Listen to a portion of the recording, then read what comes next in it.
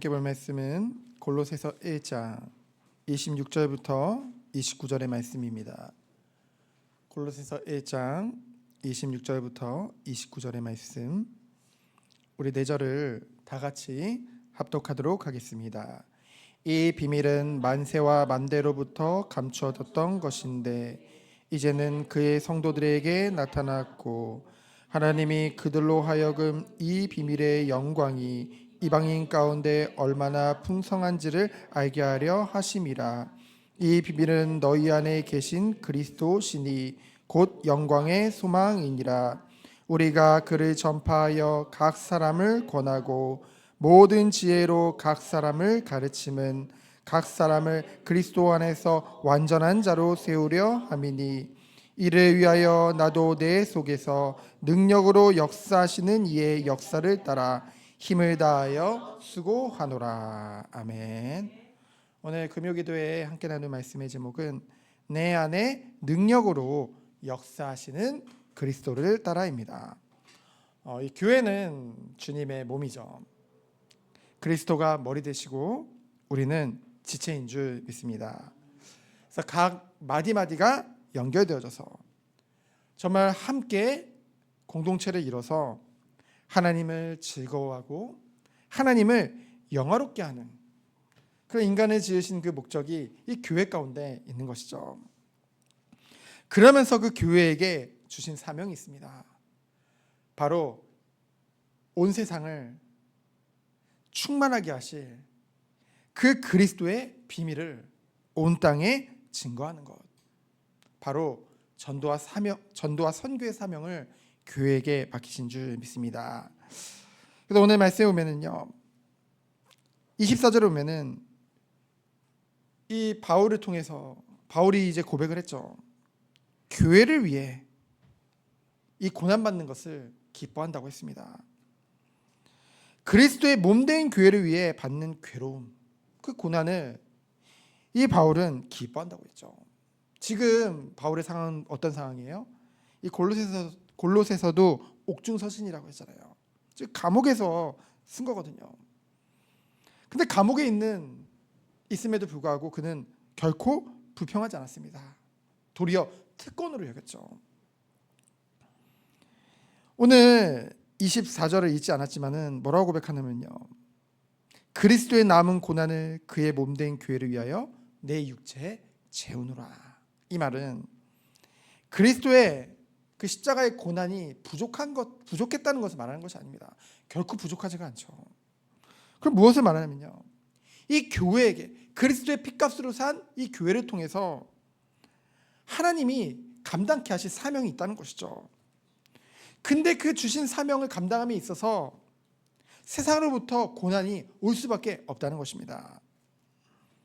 그런 고난들을 한 사람의 몫이 아니라는 거죠.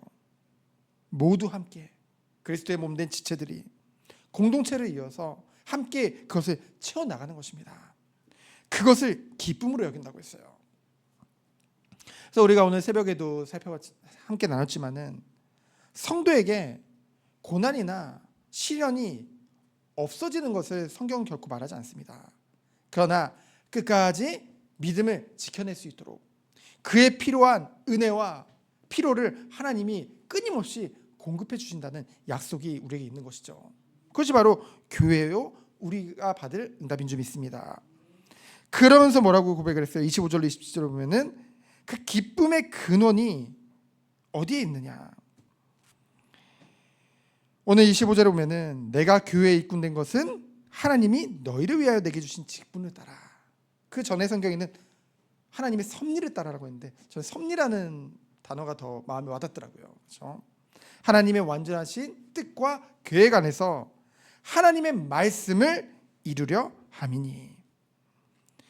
그 하나님의 말씀은 뭐예요? 영세전부터 감춰진 것, 바로 이 그리스도의 이 비밀이요, 우리를 통해 그 풍성한 그 은혜가 온 세상에 알 만큼, 온 세상에 알려지도록 이 교회를, 우리 한 사람을 쓰시겠다는 하나님의 약속인 것입니다. 우리는 연약한데요. 우리는 때로는 우리에게 먹고 살고 그리고 세상 일에 바빠서 이 사명을 감당치 못하는 것 같은데요. 아니요, 하나님이 우리를 통해 이것을 이루시리라 약속하셨습니다. 그래서 우리는 가장 먼저 이 은혜의 풍성함에, 그 축복 속에 들어가야겠죠.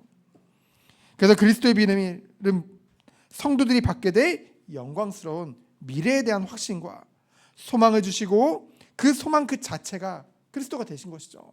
우린 그리스도를 생각할 때 우리가 아까 불렀던 찬양과 같이 정말 그리스도를 통해서 우리가 놀라운 은혜와 사랑을 받았고요, 의롭다함을 받았고요, 이제는 그에 맞는 삶으로, 열매로 성령 하나님께서 우리를 이끌어 가신다는 것이죠.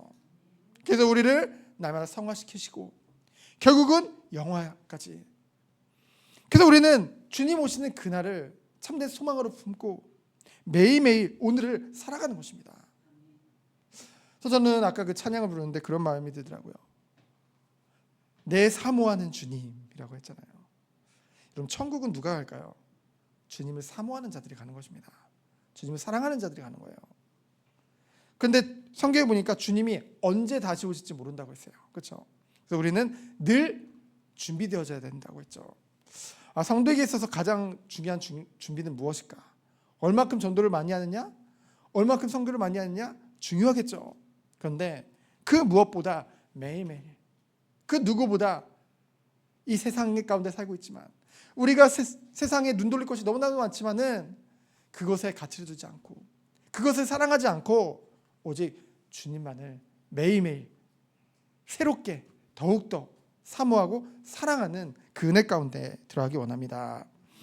그래서 그리스도 안에서 우리 28절 29절 보니까 완전한 자로 세우기 원하신다고 했죠. 완전한 자라는 것은 그 어떤 결핍도 결여된 것도 없다는 것입니다. 또한 치우치지 않았다는 거예요. 전 인격적으로 완전함을 말하죠. 사람은요, 이 죄성으로 인해서 한쪽으로 치우치는 경우가 너무나도 많습니다. 성경에서는 좌로나 우로나 치우치지 말라고 했는데요, 그렇죠? 자꾸 편향되게 간다는 것이죠. 그래서 어떤 사람들은요, 이 하나님의 교회를, 그러니까 이 교회를 다니면서, 하나님의 교회라고 하면 꼭 이단 같은 이 교회를 다니면, 하나님의 교회가 맞긴 맞는데, 그렇죠? 하나님의 교회지 세상의 교회가 아니잖아요.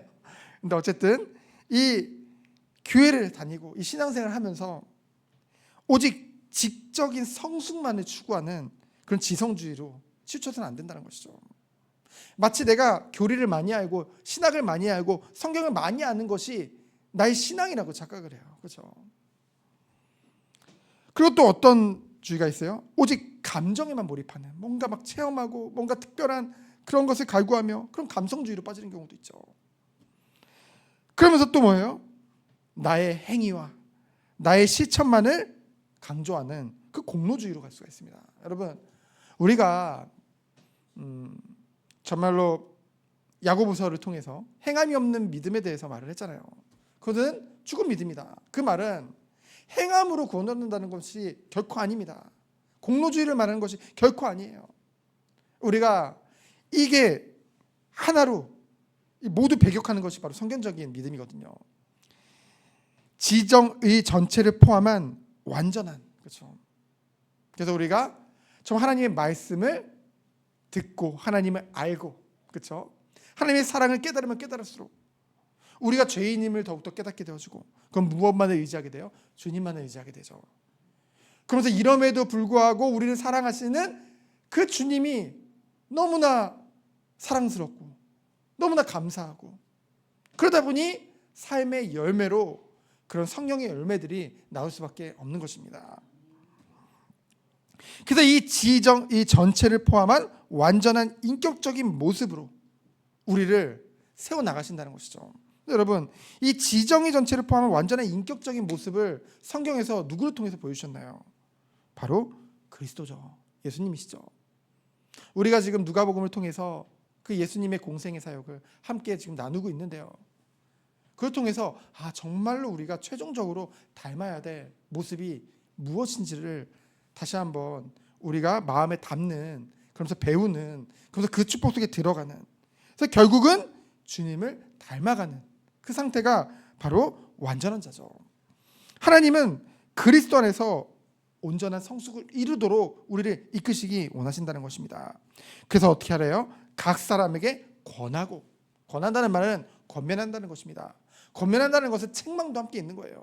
우리가 말씀을 통해서요, 끊임없이 어떤 사람은 왜 말씀으로 나를 치냐라고 하는데 우리는 죄성을 가지고 있습니다. 그렇죠? 말씀으로 우리를 치면은 어떻게 해야 돼요? 회개해야 돼요. 그렇죠? 그걸 가지고 반발하는 것은, 그것은 어찌 보면은 믿음이 아니죠. 그렇죠? 강하게 표현하면 반역입니다. 그렇죠?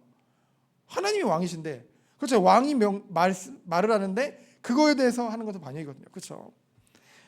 만약에 이 목회자가 여기서 강대상에서 지 말을 하면은, 자기가 하고 싶은 말 하면은 그거는 충분히 배격해도 되죠.